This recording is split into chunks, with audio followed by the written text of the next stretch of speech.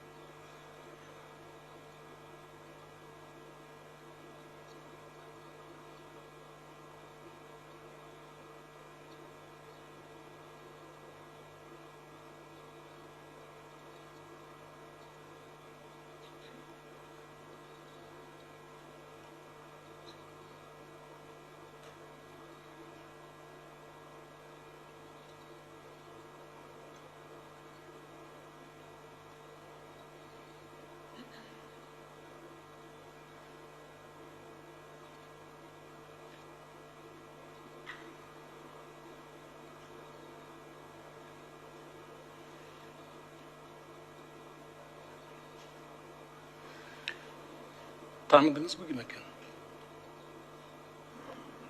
Чүй облыстық соттың төрағасына ұқсап тұрады. Тура танытсыз да.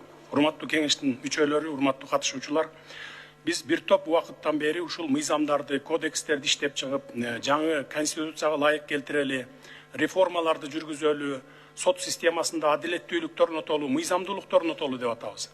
Анан мына ушундай сотторубуз өзүлөрү бир оңолбосо, мыйзамдарды алтын тамга менен жазып койсок дагы, биз реформаны мындай соттор менен аягына чыгара албайбыз.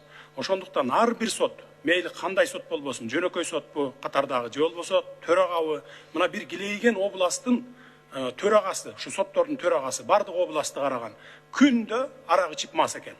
Күндө мас келет экен, күндө ушинтип кабинетине кирет экен мынакей. Анан ушундай соттор менен биз кантип реформа жүргүзөбүз? Ошондуктан урматтуу жогорку соттун төрайымы, тазаланыңыздар.